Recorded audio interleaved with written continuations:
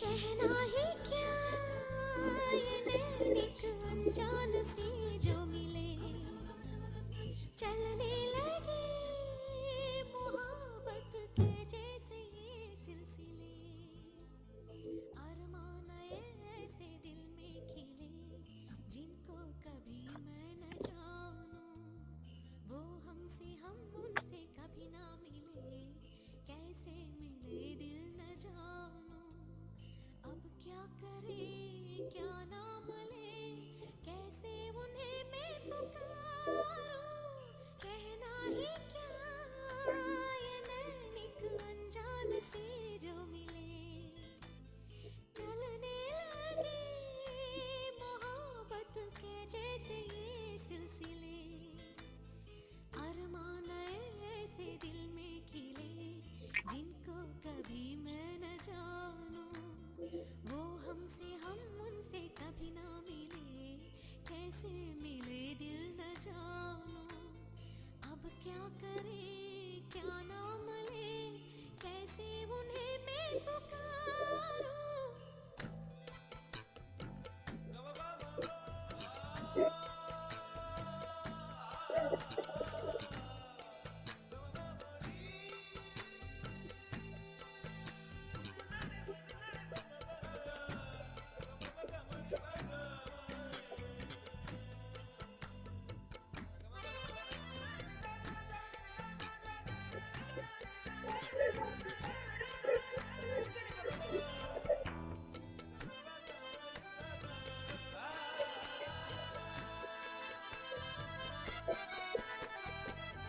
पहली ही नजर में कुछ हम कुछ तुम हो जाते हैं यूं गुम नैनों से बरसे रिम झिम हम पे प्यार का सावन शर्म थोड़ी थोड़ी हमको आए तो नजरें झुक जाए सितम थोड़ा थोड़ा हम पे शोख हवा भी कर जाए ऐसी चले आंचल उड़े दिल में एक तूफान उठे हम तो लुट गए खड़े ही खड़े कहना ही क्या ये नैनिक अनजान से जो मिले चलने लगे मोहब्बत के जैसे ये सिलसिले अरमान ऐसे दिल में खिले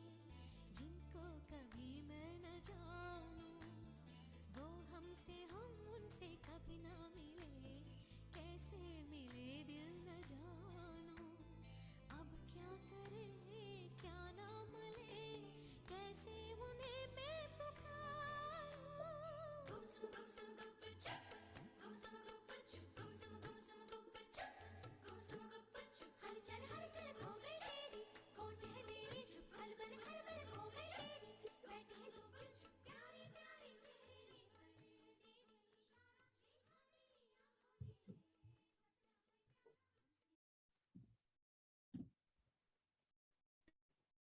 Okay, that's a signal to me. Yeah, I was a little bit surprised. I promised everyone a super Bollywood hit that it would just blow the minds of everyone, and our organizers today chose a very sweet, nice composition. That's okay, something new for me. But yeah, like, just for everyone, that probably everybody's a little confused today, like, oh my God, okay, something. Now you guys know another side of India, a little bit of lyrical composition as well. So I would like to welcome everybody today. And today I've been personally speaking a lot about the upcoming panel discussion. I've been looking forward to it as well because we've done a lot of sessions with you guys already, speaking about the mentality of India, speaking about different aspects of hiring people in India, sales in India, and a lot of others. But honestly, never before we gathered in one room three people from quite different backgrounds, with quite different experience and expertise. And today it's that amazing chance for everyone to actually have different perspective and hear different stories of people who are the part of Indian market, but under at the little bit different angle. So today we will have a panel discussion, which means we already prepared some really cool questions to our speakers today. At the same time, I will certainly expect a lot of questions from your side as well, because like I always remind you every time that your question to a particular speaker, it has two benefits for you. First, you really might find a solution to a problem that you have been struggling with for a long time. And second, if you ask the question in the right way, by introducing yourself, your company, then of course, you will get an opportunity to pitch a little bit your idea, and you never know. The kind of speakers we've gathered today are those people who are super well connected in India in different ways, and you never know, maybe you will find your future investor or your future partner in India. So please take that part seriously, prepare your smart questions. And while we are going to jump into our panel discussion itself, I will first of all share my screen with you guys.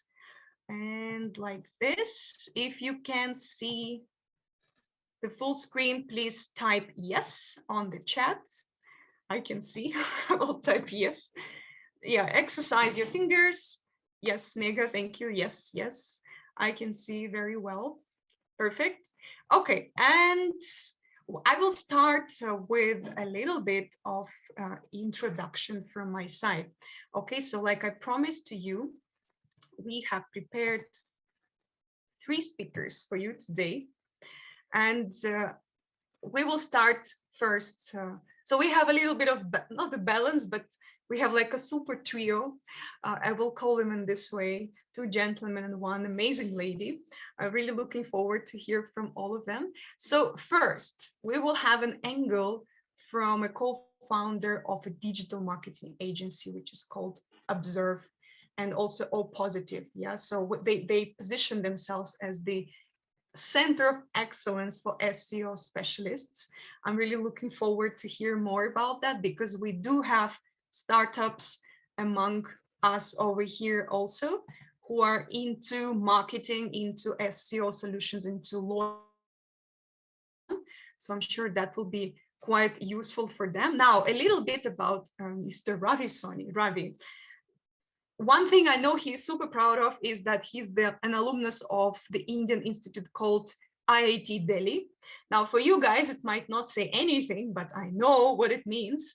It's pretty much, if I'm not mistaken, Ravi will correct me then if I'm wrong, it's like Stanford or Harvard in the Western side. I don't know, maybe some university which specializes in technology. But all I know is that you need to be super smart to graduate, first of all, to enter that university, then survive it, because some people, once they make it there, sometimes they just don't survive the studies process. I'm not even joking with you guys. There's even a movie about how students can't deal with the tough studying in India. So Ravi made it, thank God. Not only he graduated, but he became a co-founder of his own company. So that's a good side for us. He also has a 2-year experience in leading the fronts of digital marketing for Flipkart. Now, the Flipkart we've spoken about already. Flipkart is an e-commerce company. It's a marketplace. So it's a similar in Russia. We have Wildberries. Yeah. So it's not like Amazon, which came from somewhere. This is like homemade thing over there. So you can already think that, Ravi, Flipkart connection. Please keep in mind that he knows the people there as well. And moreover, also Ravi not only graduated from IIT, then he continued being, as far as I understood, the teacher over there. So you're a part of faculty. at IIT Delhi, which is again super big deal. It's very nice thing to come back now to pass the gyan to the next generation. So today he will do it with us guys as well. So that's Ravi Soni. We will hear more about his experience a little later. Now coming next to our queen, I will call her. I'm looking forward to hear from her as well. Megha Verma. She's the founder and CEO of Growth Iris. That's also a digital marketing agency. And also that Megha will definitely share a lot of experience with you guys as a founder, right? So a person who started something from scratch on her own, as well as we will also be very interested to learn from Megha as she is the partner at ECHI. So ECHI is the largest startup ecosystem community in India. Now, I'm personally looking forward to that part as well, because we've heard and we've seen one of our mentors at the program is the mentor of Head Start and some other different communities we've been dealing with slightly, but would love to know more personally about ECHI. Now, when I learned about Megha, I was honestly impressed with the amount of awards she's carrying. And what I understood, she's that type of a lady who is super well connected. That's number one. And number two, she will always know the right solutions in various industries in the market. So I'm looking forward to hear more about Megha's experience too. And finally, we have Mikhail Rajani. So this side of a conversation will be held from a person, as in Russia we have the saying that it's a solid business, you know. Unfortunately, in our country, still there is a lot of prejudice, not against, but people are thinking that whatever is going on online, all those digital, all those communities is like not a real business. For our mentality, real business is when you have a factory with 1,000 people working for you. That's a business. So it's changing now. I'm sure I will be curious to ask the same question to Mikhail, whether it's the same in India or not. But yes, we do have a representative of a solid business over here. And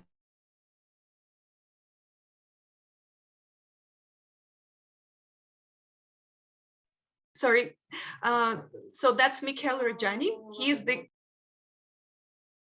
co-founder at Mixar Foods Private Limited and the CEO at Rajani Food Services and Hospitality. And he will maybe, I'm not sure, we won't be able to taste what they produce, but we will learn how he ended up in that business and what it means to run such a huge company in India. So before our speakers show up over here, all of them will turn on their cameras. We have a tradition that we can't clap. I'm the only person who can clap like this, but yeah, we do have a virtual clapping system. So you guys, please do not hesitate. Send your reactions to over here. Even I will do that. Okay, to welcome our speakers over here. You can write on the chat as well that yes, let's do it, come on, and so on and so on. Yeah, I always tell them that karma is super strong in India. The more you give, the more you will receive. So the more you support someone on the stage, you can expect the same once you start your business in India. Okay, so without further delay, I suggest and I would like to welcome our speakers to show their faces, beautiful, pretty faces, right here on this room. Here's Mikhail. I already said that we already found out that Mikhail has Italian roots. Now, Megha and Ravi. Okay, Ravi, the respected person from Delhi IIT. He will tell you what it means to be there. All right, so I'm excited personally to start, and let's jump into the question right away, where you will have an opportunity to speak a little more about yourself, introduce yourself, your professional journey, some more personal things about you, your hobbies, maybe some biggest achievements of yours, We would like to hear that from you. Now, a tricky thing, okay, I'm always a little confused. How should I do it? Should I point? Who will go first? But I don't want to be a teacher. The only teacher here is Ravi. So maybe Ravi will start with you, and then we'll go to Megha and Mikhail, just like I introduced you first. The stage is yours. Your students are here. You actually made me a lot conscious now before I jump on answering now. So thank you so much for a wonderful introduction. And I'm so grateful to be on this call and taking this opportunity to. So whenever I think of India and Russia, I always think of the friendship which the two countries carry. And the more I can add is more I can strengthen that bond as well. That's how the philosophical thought I have whenever I think of this. Uh, so yeah, to come back to the question, uh, so I come from a small town, not a small town, but one of the most beautiful city of India, which is called as Udaipur. It's a Oh, city, okay. it's a city of lakes. So that's where my origin is from, and that's where my we also started observe as well. So that's something which I should share with everyone. And yes, the journey has been really interesting for me. I was a studious student since I joined I till I joined IIT. In IIT, I never studied a lot, but yeah, it was a fun journey. What you said was right that it is difficult to enter into IIT, but it is easy to pass on. Like it is easy to survive and get a degree Okay, over I there. dramatized too much. Okay, sorry. So yeah, just to give you an overview, so I I did my engineering from IIT Delhi, which you already shared. I got a chance to work with one of the fastest growing startup in India, which is Flipkart. Recently got acquired by Walmart, and then I started my own journey. I got a chance to report to the CEO of that company directly because he was a senior from IIT as well, and there only I got a chance to lead the traffic for Flipkart, which was the major revenue contributor. So that's where I started my journey of digital marketing. So that's where I thought of crunching data, using technology. I have a background of technology. So something, if you ask me what is in my blood, so then you might see data and technology are the two major components apart from the blood cells. That's how I would say. So that's something which drives me. And yes, just out of Flipkart, I started my journey of Observe. So Observe as a group is a digital growth solutions company where we have O plus. O plus is precisely focused upon SaaS tools development and also on solutions for bringing inbound traffic, which is majorly being called as SEO as well. So that's what we are practicing over there. But the more important part over there is that we are highly passionate about building a new search engine. That's something is the mission on which we are on. So no doubt we are understanding right now. We do a lot of reverse engineering on Google as well. And we do a substantial amount of experiments. I always tell my team that, okay, fail fast. That is our approach which we are taking when we are developing different tools. And that's the journey we have been living. We have worked with various companies across the world. We do SEO for Amazon, we do it for World Bank, we do it for small startups, and we have done a substantial value add from taking a brand from 1 million to 10 million of traffic as well. So that's something which excites me a lot. And yes, this is a journey, as I already shared, that, okay, where I am headed towards. I am headed towards solving the problem of curiosity for the world using by building a new search engine. That's something I'm passionate. That's something which drives me every day. Right. So is And it like Russia, for example, in Russia, we have Yandex, that's a separate search engine just mostly used. Do you aim to create search engine which is like internally for India as an alternative to Google, or you want to go global and be a competitor of Google? so my approach is a little different. I do not want to compare or compete with Google. Google is doing a decent job. I should appreciate that. So what I aspire is we should solve the problem of curiosity where it is required the most. So on all the websites around the globe, 90% of the website doesn't have a search engine. So I Mhm. want to create a distributed search engine and offer it for or like almost on a no pay basis, free basis, so that I can enable the problem of curiosity. Because people when land on a website, they are not able to find the information. So that's something which I really want to enable and empower the brands to do. That's something I envision. Nice. So that's Okay, thank you, Ravi. and Nice. on a social front, I am really passionate about adding value to the world. So I am working on the problem of solving the problem of water because I come from a city of lakes. I live Mhm. in Delhi nowadays, but yeah, it's my hometown. That's something which drives me from the heart. So yeah, we are building a AI engine for that so that we can identify plastic waste, and we are working with in collaboration with a couple of governments. And on the faculty part, I am only a guest faculty. I I am that's something which I do out of passion. All that I want to share knowledge.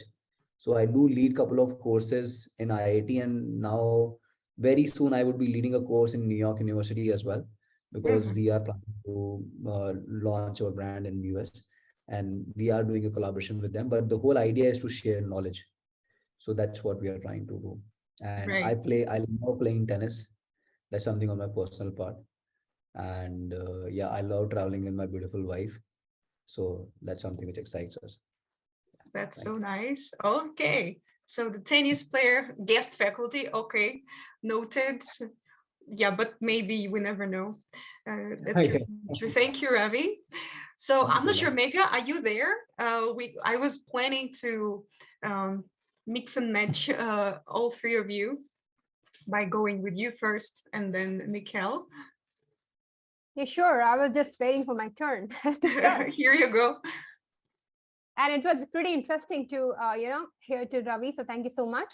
So, okay, all right. So before I begin, first of all, I would want to say thank you so much to all the amazing, participants over here.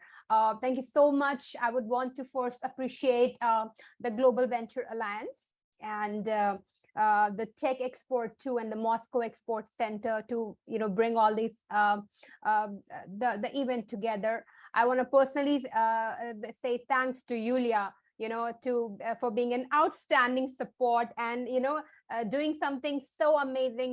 We all are from a different nationalities, and to make everyone comfortable. It takes quite a leadership. So I really appreciate Yulia for that. Oh my God, thank you And so much. I want to say thanks to Ravi and Mikhail. I would be so much willing to know more about you guys.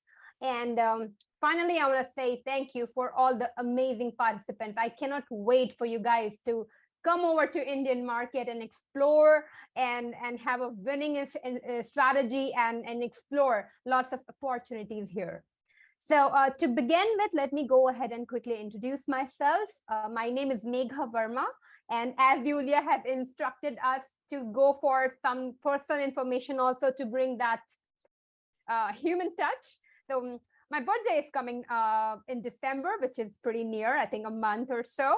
So I'm a What date? Sagittarius. What date? I'm a number 7. It's December 7. Okay, because I'm born on 13th December. That's why Oh we're my gonna gosh, wow.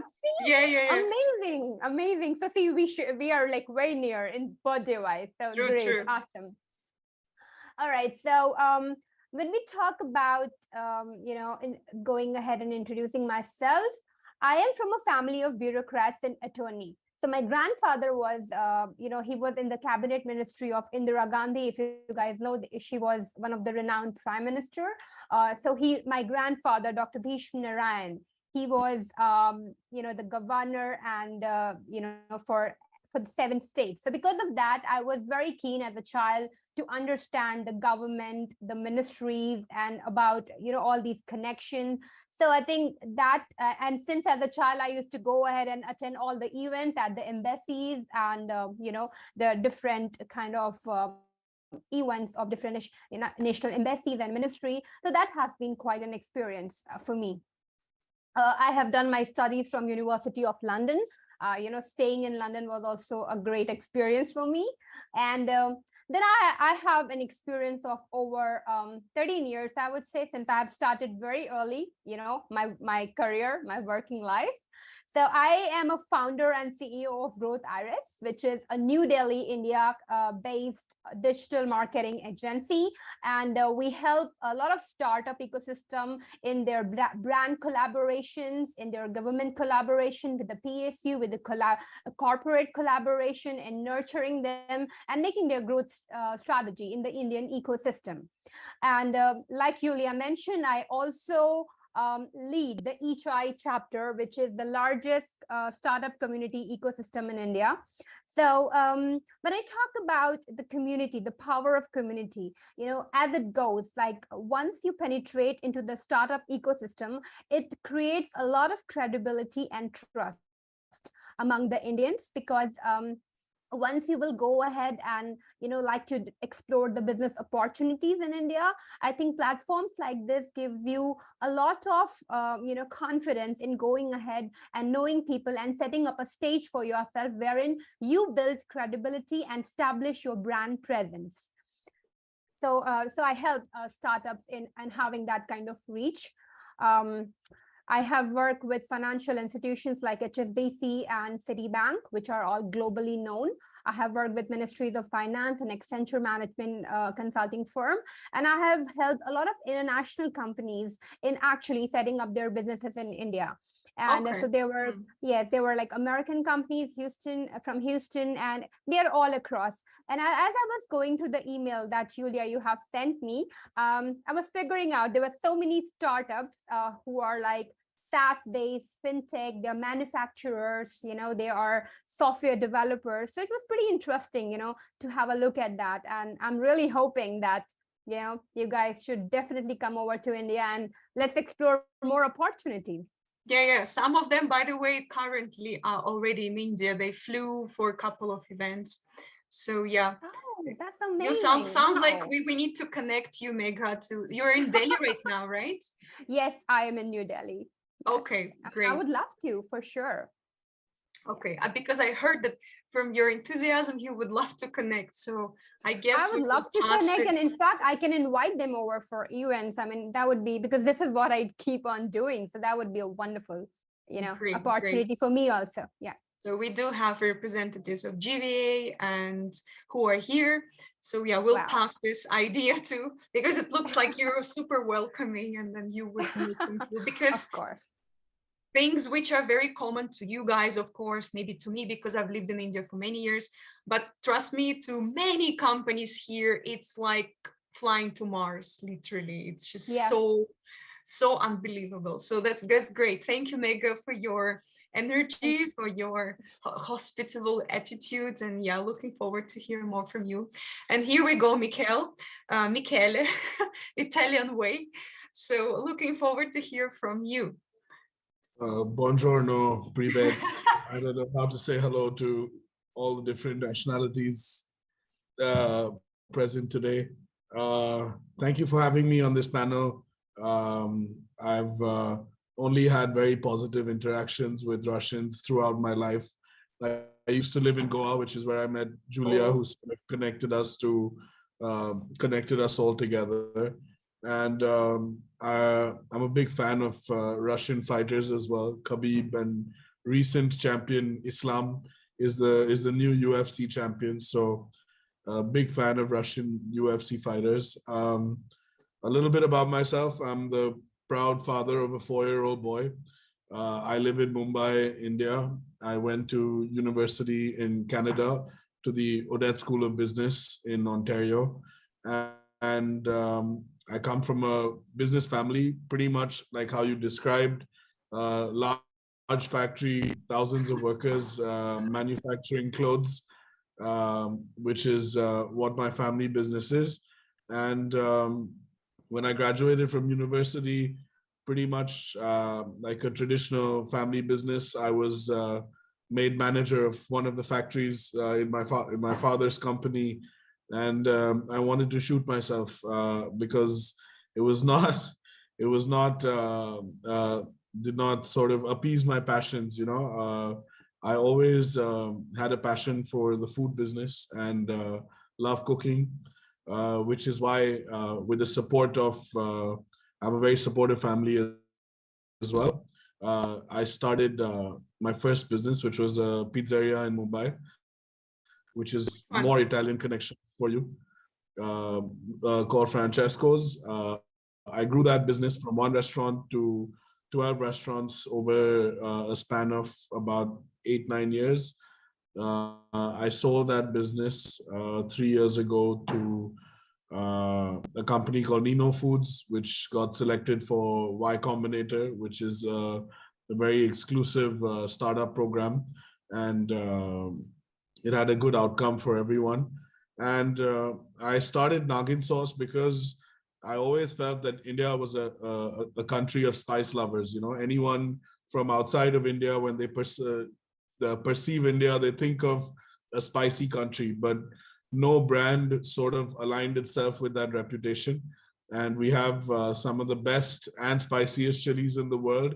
And I felt that nobody, gave those chilies a platform and sort of championed those chilies. So we made it our mission to sort of create flavors for Indians and Indian flavors for the rest of the world, and champion Indian chilies and highlight their qualities and flavors and sort of distribute it to the rest of the world.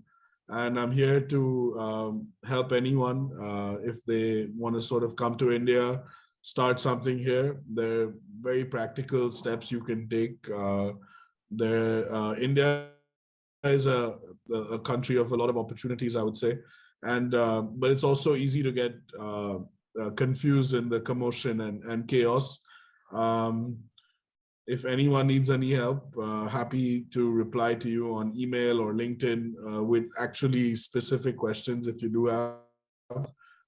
Happy to sort of help even after the discussion is over. Thank you. Nice. Yeah, I got more and more impressed with every sentence of yours about Italian connection.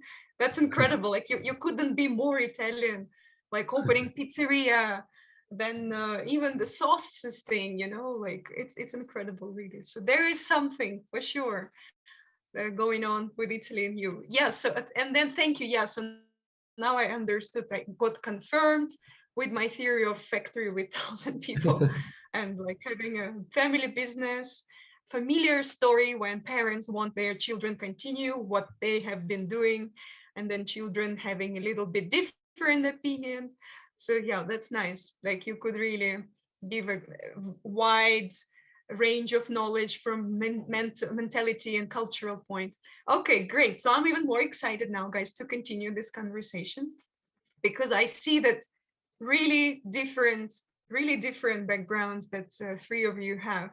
So let's jump into the to give we'll dive a little deeper into your more of your personal experience, yeah, so that we understand uh, more of how you started, right? So that might also resonate a lot with companies which are present here and give them an understanding that, oh, okay, so this kind of story can also exist. So yeah, let's remember your first day or that moment. I don't know, like for example, Mikhail already partly mentioned that something connected with the family thing and the mission. So but let's speak about it again a little more specifically. So and this time I'll go not in order but like in a random. So Meghra, maybe you could start with your story of how Yeah, you sure. started. It's a great question. Well, I would say that sales has always been my passion. Like I have always have this, and also, helping communities and going ahead. And like you said, I love networking. Networking has been one of the core strengths. And so I think after having this all 12-year of massive experience in helping a lot of companies and startups with their expansion and their growth, with their growth potential, I figured out that it's time I want to do something entirely of my own, even though I had always, I mean, for years I have been partners, sharing equities in in other, companies, but I wanted to start something like, it's like living your own dreams. So with that thought, I started Growth Iris, and I think that has been pretty amazing for me, because at the end of the day, definitely the challenges are more, because when you do your own initiative, you gotta handle everything on your own in the beginning, at least. So it's like, having that baby you would like to nurture and see it grow. So I think there's nothing exciting more than that. Nice. Okay. Great. Mikhail, could you mentioned partly about the family, not a conflict, but different opinion, but yeah. It's not that dramatic, actually. I have very supportive parents, and they actually are my first investors. Gave me gave me a loan to start my first restaurant. So I have a very supportive family, and they've always been a big reason for why I've had the confidence to go out and sort of build things that I have built, is because I have a very supportive family, and I'm grateful to God for that.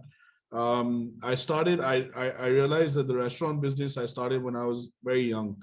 I must have been 21 or 22 when I started that business. Wow. And as I grew that business, I felt I was missing out on the internet opportunity, because with a restaurant, you can only sort of service 3 kilometers, a radius of people. And it was very human dependent also, because one guy is in a bad mood and makes my pizza a bad way, it affected the reputation of my brand. And I kept thinking about these pain points in my business, that the geography, the fact that I couldn't really leverage the internet. And that's where I felt that I wanted to get into consumer packaged goods, like packaged foods, packaged products, where we could sort of sell on the internet with companies like which Ravi is working at, Flipkart, that witnessed exponential growth throughout in the last few years. And I felt that the only way for me to grow with the internet was to have a product that I could sell on the internet, and a product that I could sell across borders as well, without sort of any restriction. And that would be something that would be best attuned to my personal skills. So I always tell people, do what's good for you. Don't do what other people sort of tell you to do. I always had a strong network of friends from different parts of the world because of my education, and I felt I could never really leverage that being in the restaurant business. So once I got the idea of Nagin Sauce, which is my hot sauce company, I decided to sort of go all in on that. I decided to sell my restaurant business, focus on Nagin Sauce 100%, and not do it in a small way, but do it in a very big way. I mean, deviating from your question a little bit, but I feel this is something important that anyone starting out in a business should sort of never be afraid of discussing, is money. People are always afraid to talk about money, or shy to talk about money, but I feel the first thing you should know is your money requirement and your capital requirement for sort of what your goal or your dream is.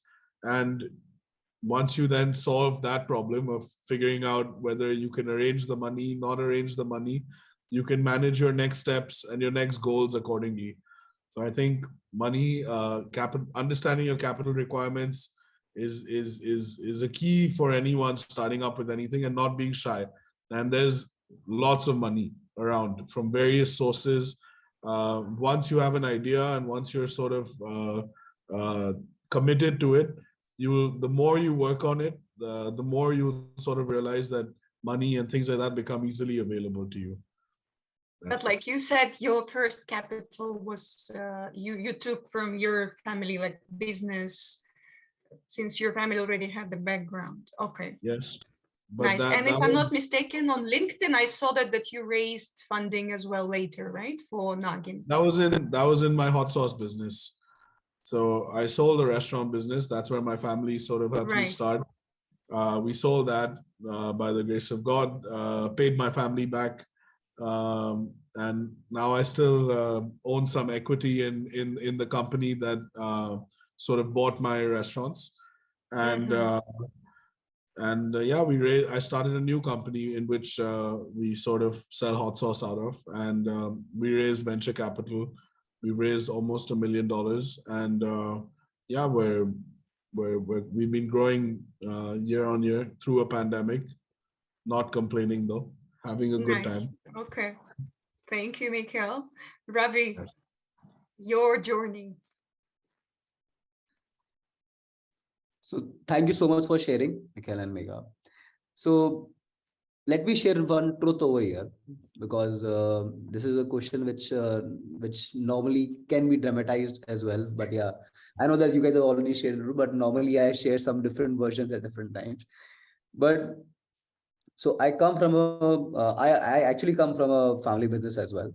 So my family is into mining business. So Mining. we own mining, yeah. We are Okay, into great. mining since last 40 years. So we have mining across India and in different regions. So I left Flipkart because my family wanted me to come back and join the mining business. So for me, it was like, okay, let's do it. I will scale it.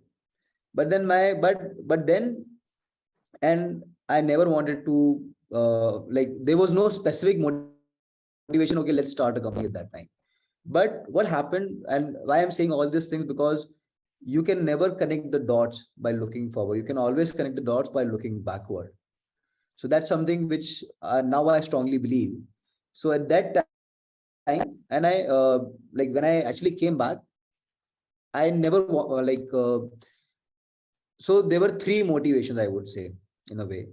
So the first motivation was a situation, because the destiny was playing that way, because we acquired few new businesses, but everything got on a hold. Like nothing was happening on the part, because they wanted me to start something new acquired businesses which they wanted me to manage. The second, so the first motivation was the destiny, that okay, destiny didn't want me to go to that mining business, they wanted me to go to the data mining business. So the second was, the motivation was to create a quality and a value for the world, using something which I know from my heart. So technology and data, that's what I mentioned earlier as well. That's something which I knew, I studied, I come from a computer science background. So that's something which I knew from my heart, and I'd done it already. So my motivation was never money when I started Observe. I met my co-founder Ajay, and we started on a thought, okay, let's create something good for the world. Whatever we will do, we will deliver quality solutions. That was a thought. And that's where we started building our journey. And that's where we are now. So Okay. they're the major aspects that, okay, when I started Observe the day one, and now where are we? That's how I see. Right. Okay, that's why I like this type of conversations, because different questions open up various aspects of your seems like quite normal story in the entrepreneurship world, but when you dig deeper, that shows a different aspect. Yeah, that's something, by the way, with the family businesses, that's something which very rare, quite rare in Russia. So yeah, in India, I'm very glad that you have shared this type of stories. All right, nice. So then we will go smoothly ahead. Which Ravi, by the way, you've already mentioned it in your story, that you were there to help to contribute into the society, create a quality product. But when you think about, and actually each of you has already mentioned that, and I like that fact that when you speak about your company now, you mentioned that we wanted things to be different or better. So yeah, it would be nice if you could again go a little deeper into that.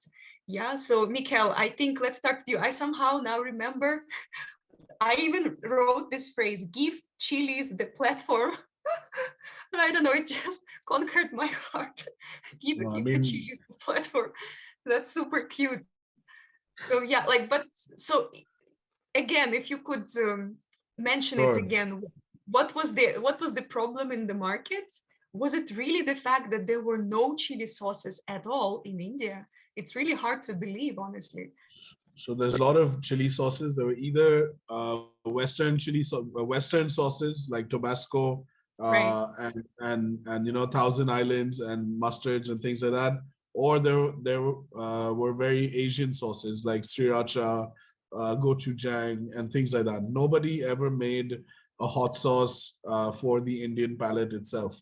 So nobody thought of Indian dishes pairing an Indian dish with a sauce and having it taste good. um, Indians already have a lot of condiments in their food. Every meal we eat a lot of condiments. It just wasn't organized, and and that's not just. We wanted to build a good company. Not just on that, we wanted to deliver quality. Being in the food business for 15 years, I have a very simple food philosophy. Food is 90% ingredients, and 10%, anything else. You can have a very average chef make a very good meal if you give him like very good ingredients. But if you give very bad ingredients to even a very good chef, he can't do much. So we always wanted to sort of give people around the world a very good and positive Indian experience. So when you have our products, we source all our ingredients directly from farmers. Um, it would have been more profitable for us to make plastic bottles, but we chose to go with glass instead because Mhm. we didn't want to make millions of plastic bottles given the situation in the environment.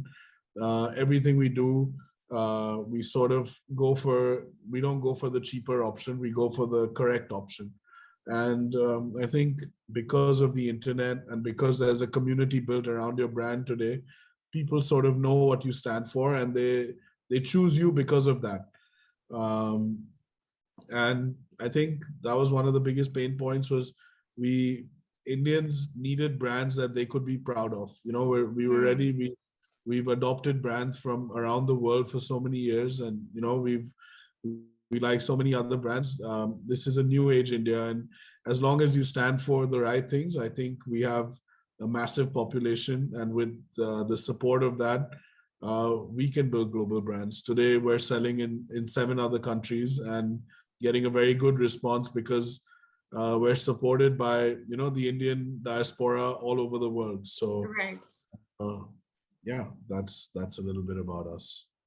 Nice. Yeah, that small points also that you said about the glass. It just, yeah, even I realized that amount of products that are used by large population in India. I can only imagine the amount of plastic which is thrown daily.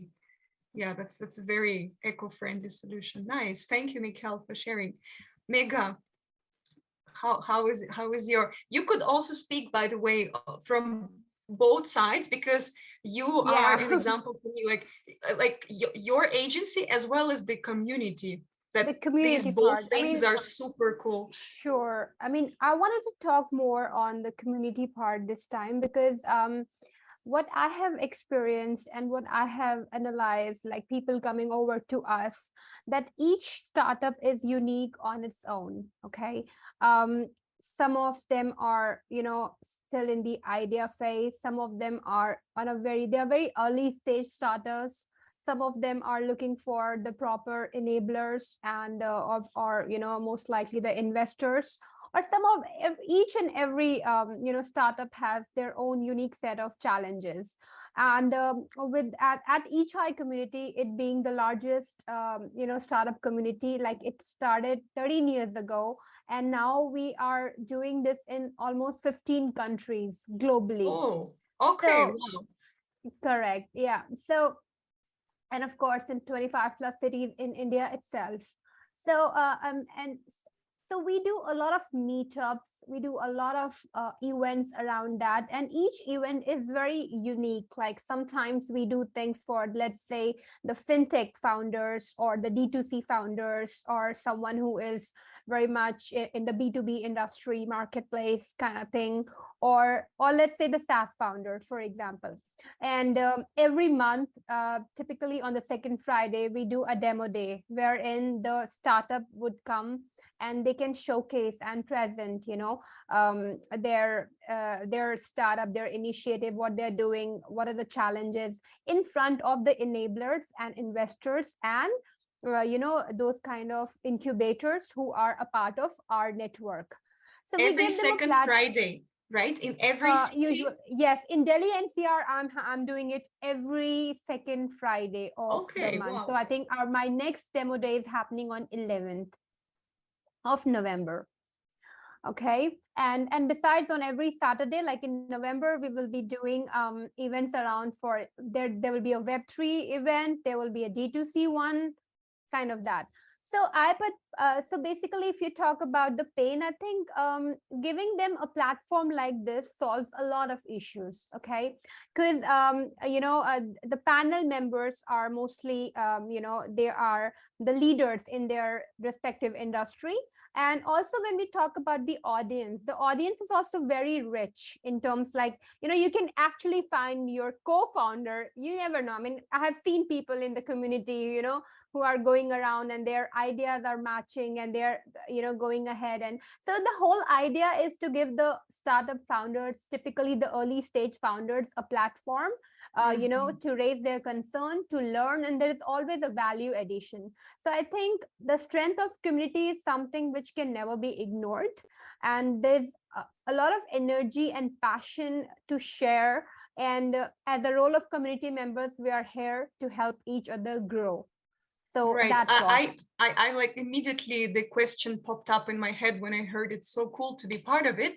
Are there any criteria to be part of it? Like, for example, now There our is startups. absolutely no criteria. If you Okay. wake up in the morning with an idea, you come to us. No worries on that. Okay. So there's no judgment. There's no criteria.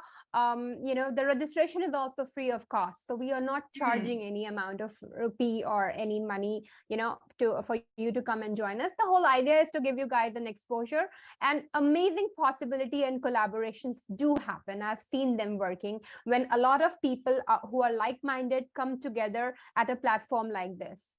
Wow.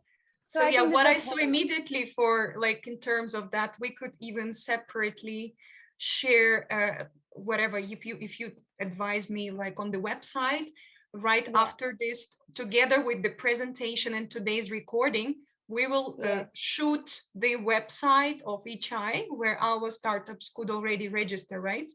And then they could be added to, I don't know if you have Facebook group or WhatsApp group or yes, something. we do. We are very much active. Like, we have groups and all that. So surely, That's I mean, awesome. I would love to collaborate on that. And also, I have prepared a presentation. I'm not sure if we'll have enough time on this event to share that. Otherwise, I will definitely share that, wherein I have pull out some points that could help and Russian Indian kind of collaboration. So I'll share. You can share with all the people over here. Absolutely. Perfect. Thank you, Megha. Ravi, how's your data mining company? What does it do? I think when it comes to society, there are three values which we are adding in terms of, as I said, about observe.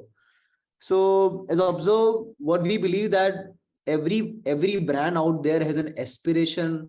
Every business out there has an aspiration of building a brand or becoming a brand. So that's the journey we are simplifying in the society for and like avoiding the concept, okay, this can only be done by the people who are out there, or done by only by the money. There are fantastic ways where you can create a brand by bringing a virality to it. So when I say even SEO, we are actually bringing virality to it. So that's how we are trying to add value, that, okay, how can you build a brand? For example, when you think of India, so India has like more than 4,000 cities. It has a substantially different consumer behavior. So you need to understand that part. How can you convert that consumer behavior to a right communication? And then you reach out to that focus audience. So that's a specific pain point we are trying to solve for the brands in India, or even in the brands abroad as well, who are launching the business in India as well. So Right. we have a couple of brands from US, we have a couple of brands from Germany, who has a, maybe they must be having some language issues, uh, Mm-hmm. like left differentiation, and even like India is a very different territory altogether. They say that okay, every 10 kilometers, the behavior of people changes. Okay. The Every 10 I think kilometers. I think 10 would be a very small thing. 100 kilometers, sorry. Yeah. Okay. Every Wow. 100 kilometers, the behavior of people changes. So then understanding that part, going to that depth, and then leveraging data and technology to create a brand at a cost effective thing, that is something which is a great pain for everyone, because everyone has an aspiration of building a brand. There is that, Right. it's easy to earn money, but it's very difficult to build a brand. That's how I would say. And that's something which we are doing. And along with that, I really like the thought of Megha, and the way I'm really inspired by the way they're building community of entrepreneurs for the ideas. On the similar lines, what I believe that everyone out there wants to become a digital entrepreneur nowadays, Mm-hmm. because we all are handling our own Facebook pages, we have our own LinkedIn profile, we want to share data, we want to be a part of the ecosystem, and that's where we are actually spending. If you see the Indian internet time, then we are spending more than 8.5 hours a day on internet. That's on That is average. yeah, that's an average. Okay. That's an Wow. average. That's how much time we are spending digitally. And Right. even if you see for Russia also, I'm sure it would be either more or it would be similar. So if that is a kind of digitally we are, and like we all are social people, we all want to market ourselves as well. We all want to build our own brand as well. So where when I say that okay, I actually am a guest faculty at IIT, I'm guest faculty at IIM Ahmedabad, couple of other institutes. So the whole idea is to share.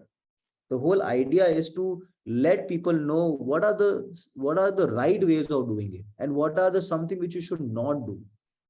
Because everyone would be a digital entrepreneur down the line. Everyone have to be, because that's the life we are already living. We are in a phygital world. We are not in a digital world, or we Right. are not in a physical world. So then the pain point we are solving is we are just reducing the jargons from their life, and then making marketing easy for them to understand, and they can also do DIY as well. Mm-hmm. So along with the link, if you want, I can also share a link to register as well if someone wants to learn digital, because we also run a course as well, which is free for everyone. That where they can actually use it if they want to understand from the Indian context and also from the marketing context. Because even Right. when it comes to digital, apart from understanding of the behavior in the consumer, the marketing rules and all the things are a little similar. That would be great if you could share with me. I would Yeah, follow up with you. And like I said, we will collect all the things from you, and we would pass it on to them. Certainly, that would be awesome. really great. I would. Yeah, it's thank you very much, Ravi. And it's really heartwarming to hear the stories of successful, solid entrepreneurs when you've reached the level in your niche, in your industry. But when we say startup, that implies the idea that like our startups, for example, they are not just starting like yesterday. Yeah, so we call them startups because when they're aiming to conquer Indian market, they are newbies over there 100%. So they've already grown to certain level in their countries, but when it comes to India, well, that's still to be explored by most of them. So, and then as they're listening to you now, I'm sure they might think, oh my God, of course, it's easy for them. They were born in India, some of them born into entrepreneurial family, not some of them, all of you guys. Like, so seems like you had nothing to worry about when you were starting off. Yeah, so but I'm sure you might recollect a few or even more things or situations when you thought maybe like, oh, this is not happening for me probably. So I would love to know what Sure. at the beginning especially, what were the things that you couldn't really overcome at first? Was it lack of money, maybe lack of support, maybe some, I know our startups were really shocked to hear when it came to registration in India, like all those taxes. Till date, it's been 12 years. Taxes in India for me is a big shock every time I hear about them. So things like that, if you could remember when you were or maybe even now, that would be really nice to know from you. What were the main challenges? So I don't know, like Ravi, would you like to continue on that Yeah, point? yeah, I can quickly share. I know that you have a lot of questions and we can quickly fasten up as well so that we can cover more, adding more value as well. So I think one of the biggest challenge what we were facing. So as I shared that I come from a tier 3 city, which is Udaipur. No doubt the city is extremely beautiful, great to live with. But the key challenge which we faced was finding the right talent. Because Hiring, people have a yeah, because the people have a tendency of moving to a metro city whenever right? they want to have learned something, because they get paid more over there, and then they have a aspiration of living a metro life. That Mm-hmm. is a trend which we have seen at least pre-COVID. So that was one of the biggest challenge which we were solving. No doubt there were pros and cons of it, because the pro was that we are among the top 3 preferred companies to work for, at least in Udaipur and in Rajasthan. That's So that is amazing. something which we have created as a culture of observe, which we have established. So, but the challenge was retaining people once they get trained that, okay, no, they will always say, okay, now I know a lot of things. I want to go to a metro city and I want to work there. That is one of the biggest challenge we have faced. The second thing, what we faced was the getting the next 5 clients. So as a startup, it's easy to find the first 5 clients because you will get some Mm-hmm. clients through your referrals. But it is challenging to find the next 5 clients, or let's say the next 10 clients. So that was one of the challenge which we faced as, okay, building the sales channel, building the sales funnel. That's something which was which like was one of the tasks. And yes, I moved to Delhi. We opened a Delhi office as well with that, because people have a perception in their mind that, okay, if they want to hire a marketing company, then they will hire a marketing company from metro city. They would Right. know. And then breaking that perception and telling them, okay, no, we have made a dent in the world. We work for World Bank, we work with Amazon, we work with Swiggy, which is one of the biggest food company in India as well. And that's all being delivered from a city called Udaipur. And Mm-hmm. now, no doubt, now we have a lot of hybrid people. We are more than 100 plus people team, but that's how we see it. So these are the key challenges which we solve in when it comes to that. Okay, and how did we solve it? If you ask me, then so the first thing, finding the right people. So the what we realized that, okay, let's use the pros for us, not the cons for us.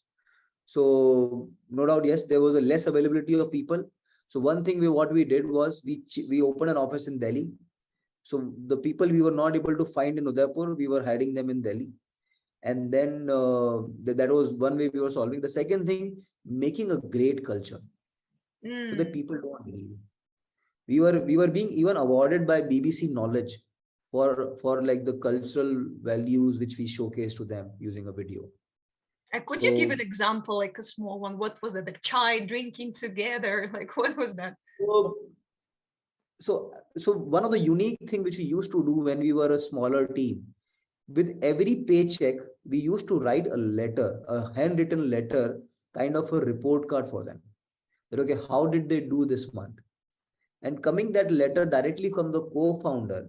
So the people who were working with Observe at that time, they never aspired or desired the paycheck. They always wanted the letter more. That give me my monthly letter. I want that.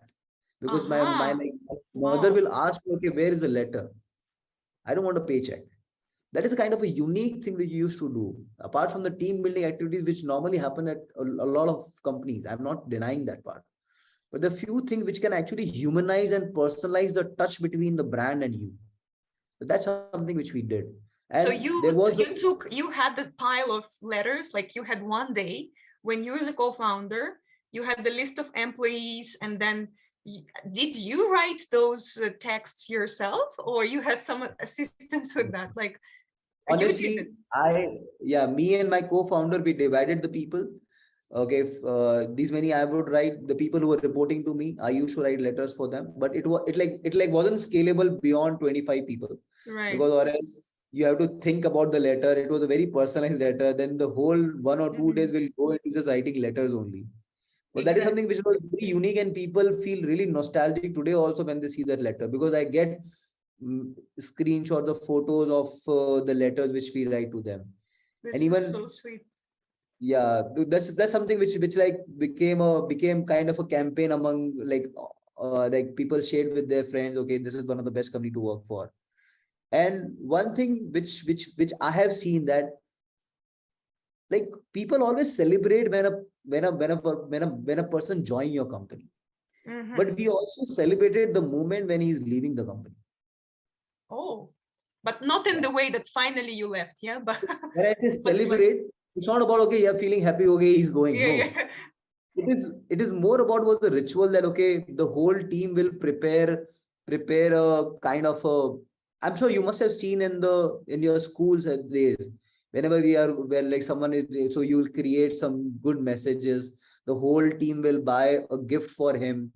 And Mm. then it is so difficult moment for someone to leave. And then I have a couple of moments, and I'm actually getting goosebumps right now, that people will cry in the moment.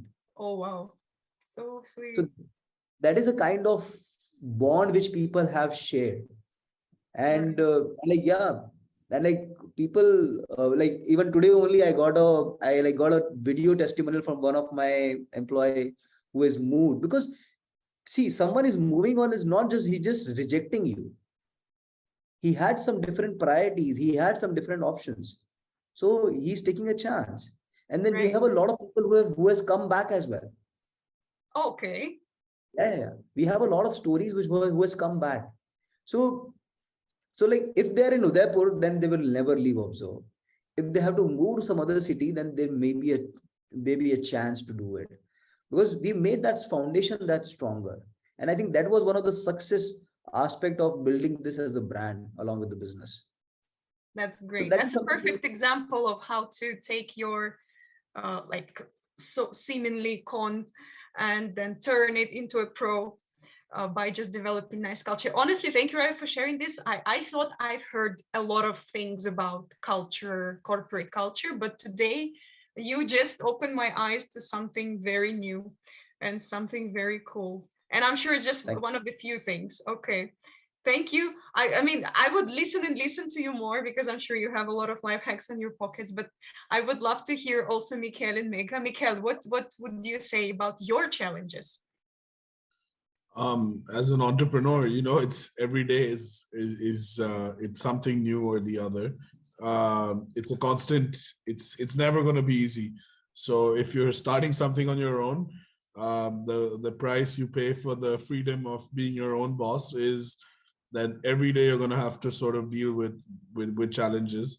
Um, some of the biggest challenges I would say I faced early on in life is when you don't have enough experience. So you're uncertain about sort of what your next step should be. I follow an 80-20 principle in life, where you get 80% of it, you have 80% of it done, go ahead, move forward with it. If you're 80% sure, go for it.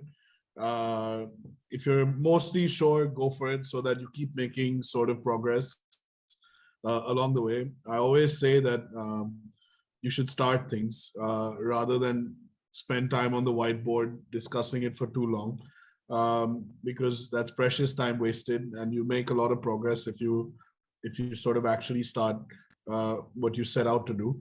So one of the things as an entrepreneur I realize is the hardest things, but something you must be very aware about is your mindset every day. No one is going to motivate you if you are your own boss, and if you are your own entrepreneur, you're running your own company. There's nobody going to motivate you, especially when you're small. and you don't have much to do maybe on a day because you don't have too much business or, too many things. The mindset, even when you're feeling low or you've had a sad day or you've had a fight with your wife or girlfriend and you don't feel like doing something, bringing discipline to taking actionable steps towards your larger goal every single day is going to have a great impact on your life as the years pass. So I follow a very simple thing. I have a notebook. I write down the 10 most important things in my life that I sort of need to do, and then I focus just on the top three. Like, what are the three most important things that I could do today that is gonna lead to my larger goals in life? And I whatever happens, I finish doing those three things. Sometimes it could take me 5 minutes and I'm done, and then I'm relaxing the whole day. Or sometimes it could take me 24 hours to get it done. But I'm ruthless about that. The world is not I mean, there are a lot of people to help you in this world, but everyone wants to get their own. It's a hard place. I live in Bombay. It's not a small town. It's there are 25 million people here, and it's a competitive place. There are a lot of smart people. There's lots of money. There's lots of ambitious people here. So you gotta be. I think consistency, having a good surrounding yourself with good people. You can never go the distance by yourself. So aligning yourself with like-minded people, people who know more than you, people who are smarter than you, people who are richer than you. Those are the sort of people you should be spending your time with. And I think that makes a big difference in how you end up. If you spend too much time with people who sort of take your energy, that's something I suffered a lot with, especially in the restaurant business. I used to spend a lot of time, with my chefs and waiters, coaching them on how to be better, and being very disappointed by that. Instead, I would say focus on SOPs, standard operating procedures, document things, create systems, rather than leave things to other people. Decision making is not for everyone. So if you take decision making away from people's lives, especially lower down in your organization, you're actually doing your company a big favor. So Right. I mean, yeah, those are just a few random nuggets of advice and experience. I hope that helps. Thank you. Yes, such again, that I really love our discussion since it gives a lot of different perspectives. Thank you, Mikhail. Mega, let us know yours. Yeah, Yulia. Well, like Mikhail said, it just reminded me there's a post I have made on my LinkedIn also, about something similar, that a man is known by the company he keeps. So it's so important to filter your connections and people you hang out with, because it's a common say that you become whom you hang out with. So great say, Mikhail. I really like that. And like Ravi said about the team building, I think as an entrepreneur, and I think it goes for most of the startups, or I would say every startup, that hiring and team building is always very challenging. Finding the right set of people to work for you, and who share the same kind of passion and enthusiasm. So I think not only this has been my personal challenge, but there have been so many startups and people and founders coming to me with the similar set of issues, that Mega, how do we find the right kind of people? Or if we want to set up a new team, how should we go about the hiring process? Because there are times where people will just come and join, and you invest a lot of time on training them, and on basically preparing them for your venture, and then they leave.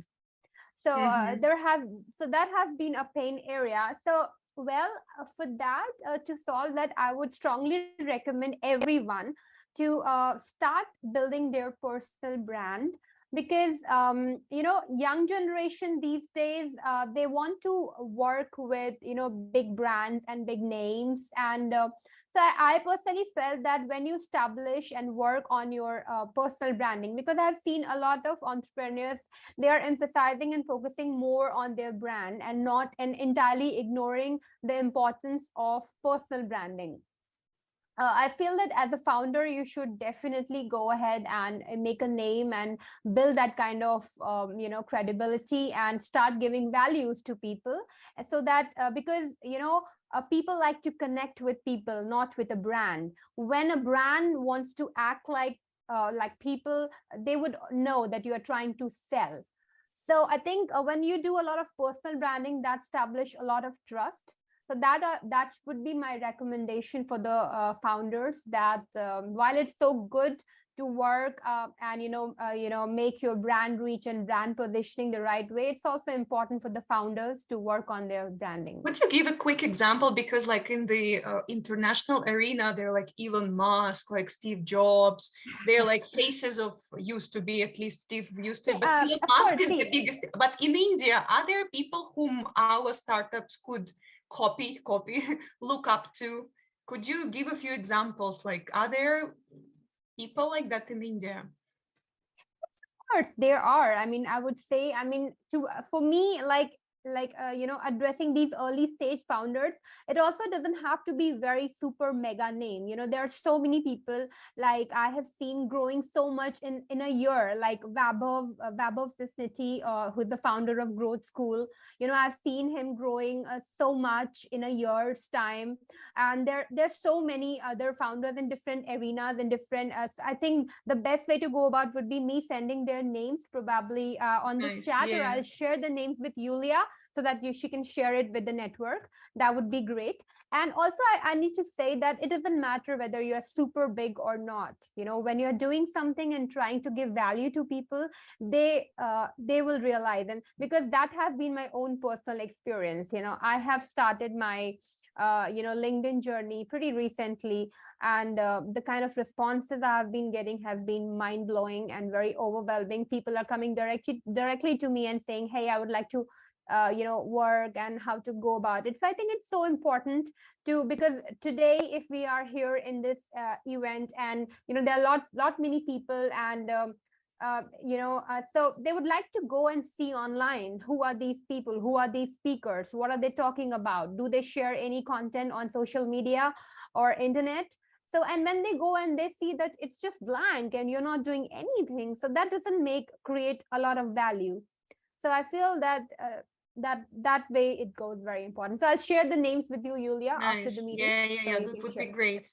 Yeah, because they say instead of inventing something, that you just look at someone who has done it already and copy their strategy. That might help our startups as well. Of course, thank you very much. I really love the fact that three of you shared like quite different angles of the same question. I don't know about you guys, but the time just flies incredibly. I feel like spending 2-3 hours with you. It's such an incredible, insightful conversation. And we do have more questions. So I would suggest there are a couple of my favorite, which I would love to hear these answers from you. So we would, we will wind it off on time.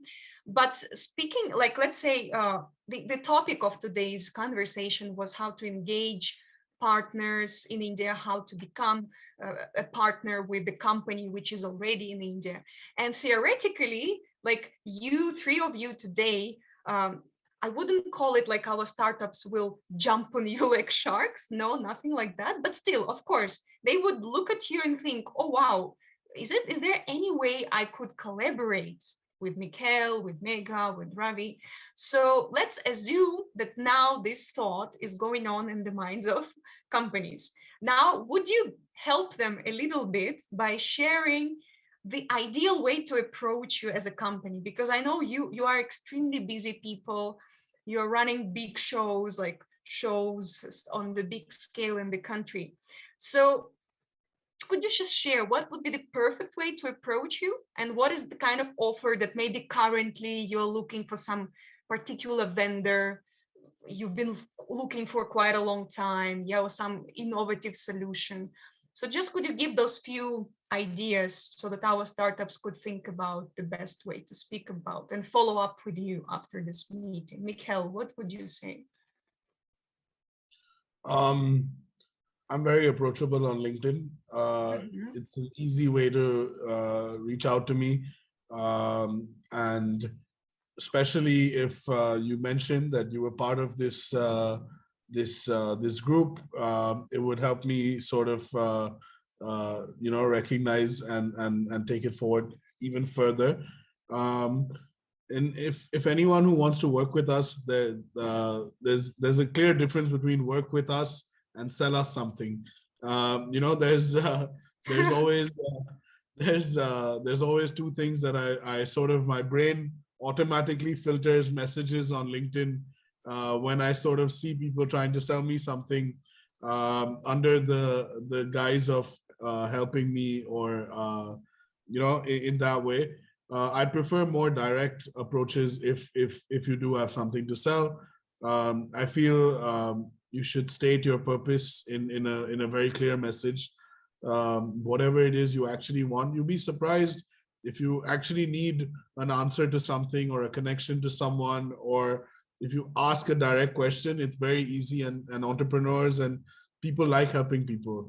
If I had an answer right away or I had a connection right away, it would take me 30 seconds to send an email and I would do it. So directly sort of approach. What we are looking for right now is we are expanding around the world, selling hot sauce in various countries and geographies. We would love to sell our products in Russia. I think there's Indian cuisine is anyway pretty popular with Indian restaurants and Indian cooking. People like to sort of experiment at home. We would love to sort of be connected to hospitality partners, food distributors, supermarkets, restaurants, chains like that in Russia, and looking for people who maybe want an opportunity to sort of be our representatives in Russia and actually grow the business if they see fit. We're already selling in multiple countries like the US, Canada, Hong Kong, the Middle East, and I think Russia has a large population and is a business that is a market that I definitely find very interesting. I feel that because of our language barriers, we don't understand each other completely culturally, but Mm, if you peel away a few of those layers, we actually have a lot in common. that's true. Um, and I think because of that, yeah, we'd be happy to sort of explore anything. Great. I'm always Perfect. looking Yeah. for good companies, good ideas. Anyone needs anything, please just write to me, email me, or on LinkedIn. In fact, I will be personally, I know I'm like as a representative of one of the startups in our program, I will write to you about their request. No, because Julia, They're the way you've conducted today's Zoom event is actually is really good. It's very professional. It's done really well. I would love for you to maybe train my sales team to oh conduct my God, thank you so much. do similar sales activities for Zoom events to showcase our product. Moderation is my favorite part. Thank you, Mikhail, for the feedback. That's also very unblushing. Thank you. And yeah, so Megha, please tell me. I mean, I can predict Oh that you will yeah, say that sure. I will you make are it super super. approachable. Of course I am. So I'll make it super easy and super quick for everyone. So hello everyone. As you all know, we have been discussing about nurturing startups and welcoming startups in our Indian ecosystem. So any of you who would want to reach out to me, there are various ways. First is I have just shared my Calendly link on the chat. Mhm. Wherein you guys can go and schedule a direct discovery call with me, because I understand that every startup is unique and they deserve a special attention and a dedicated time. So I think that, and I always believe in having a one-on-one conversation because that creates a lot of value and trust. So that is one way to go about it. And besides that, I'm also uploading a presentation here in the chat, which has my LinkedIn, my email, and my WhatsApp information, along with some of the insights that I have made for you guys, where you can have a look, and it will help you if you are trying to go ahead and set up your venture here in India. So have a look at that. LinkedIn is the way to go. Email, if Yulia is up for making a WhatsApp group, that would be fantastic for me also.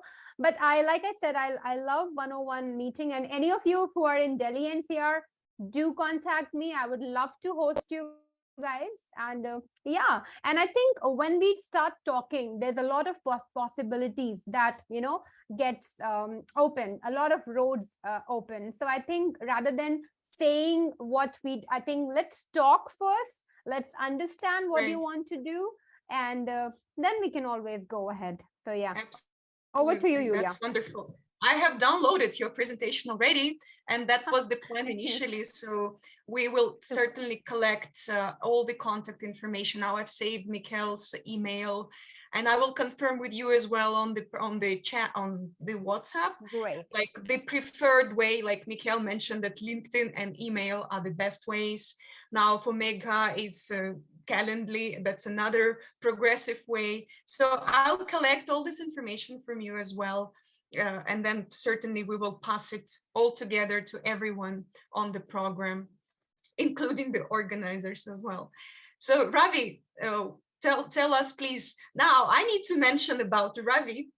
One thing I really was amazed to know about Ravi. Ravi, do you know what it is? Ravi is like, oh my God. Ravi has a personal assistant.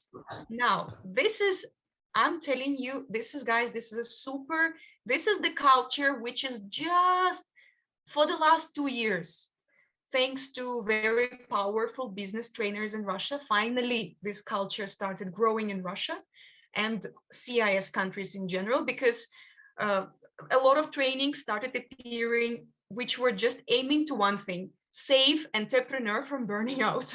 Because everyone learned how to run business, but nobody learned how to make sure you don't work 24/7. So now finally personal assistant culture started growing in Russia. And when I understood that Ravi has a personal assistant for scheduling, for briefing, I was like, wow, that's incredible, honestly. So Ravi, hats off to you. Trust me, now you're the one of the pioneers, but soon people will keep asking you, where did you find, how did you do it? So yeah. So please tell us, if people need to contact you, do they have to go to your personal assistant, or is it you directly? So I think having Garima, her name is Garima, and she's a substantially amazing support for me in whatever I'm doing, even today on this as well. So we have documented all the questions. She knows a lot about me, so she have added a couple of the answers what she meant and what I can share, preparing those parts as well, and then taking notes as well. A lot of help, trust me. I think someone who has shared this with me, so my mentor Anup Jalan and Rishabh Wadia and a couple of other people whom I consult or whom I look forward whenever I am in a situation. So I realized that this is like a blessing, because you can actually work for more than like 1 plus 1 is always 11. It's not two. So that's how I see it. And when it comes to the ideal way, so to approaching me, I will make it pretty easy.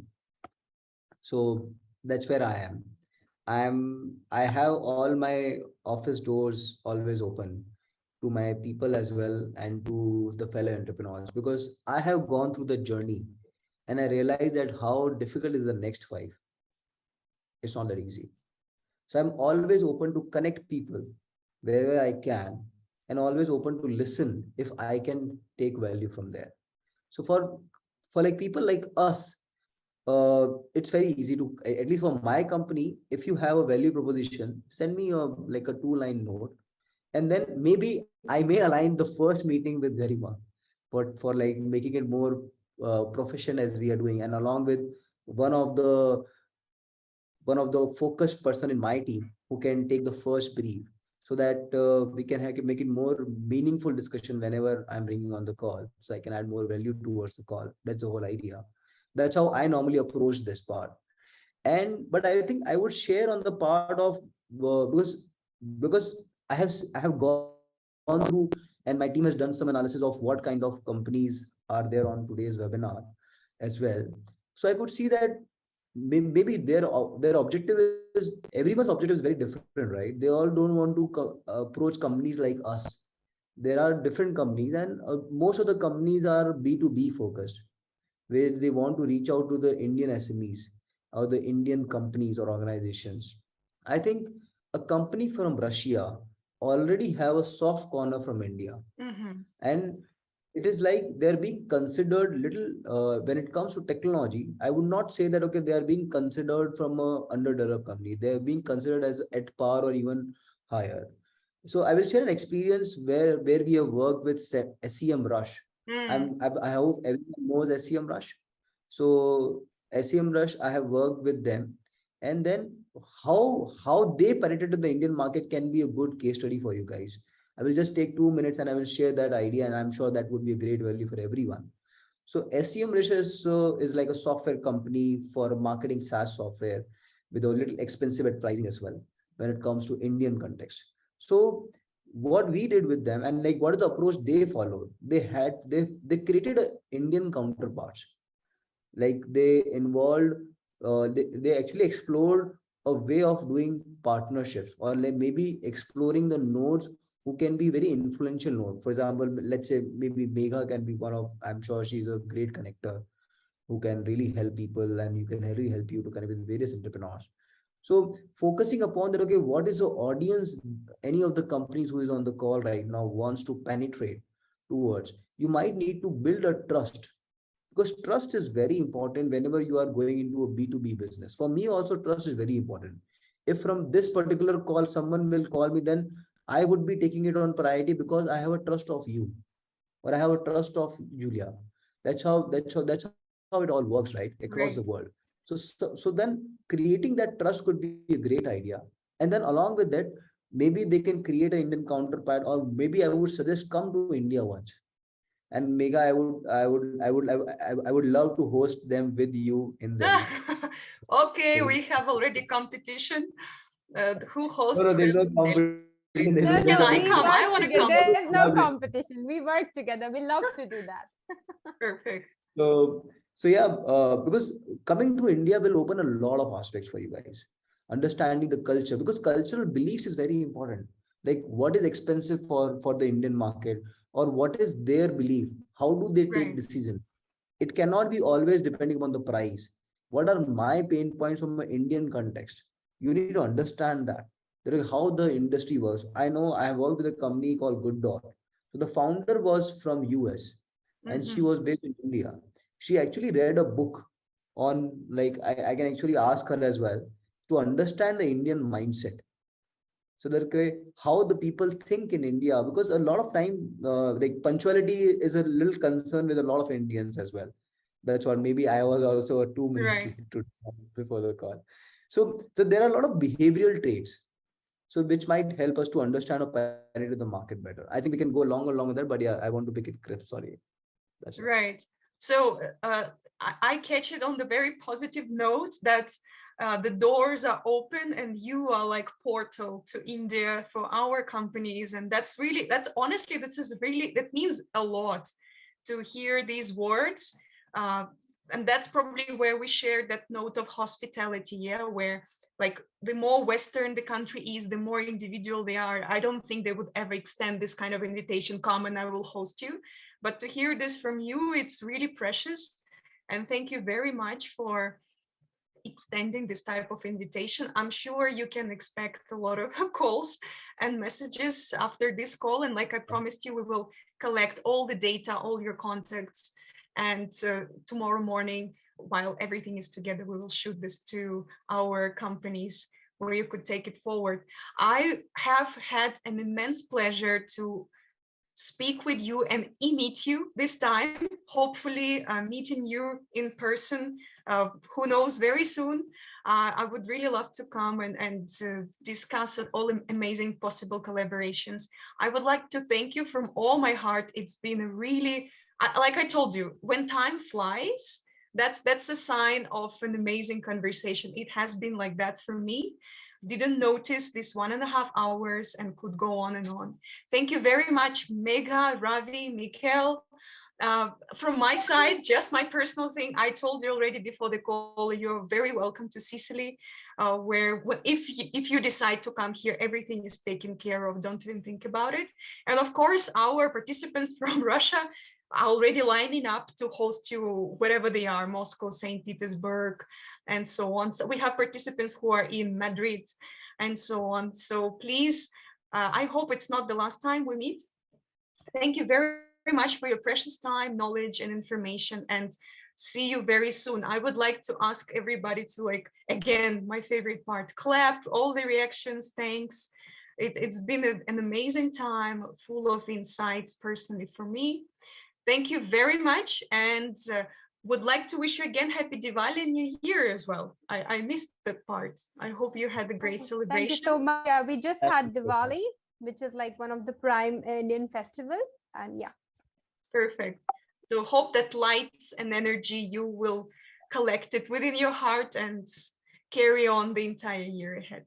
Thank you, Mikhail. Thank you, Ravi. Thank you, Megha. Happy Diwali. Namaste. Bye. Yeah, I will Bye. catch you on the WhatsApp, all of you, for sure. Thank you.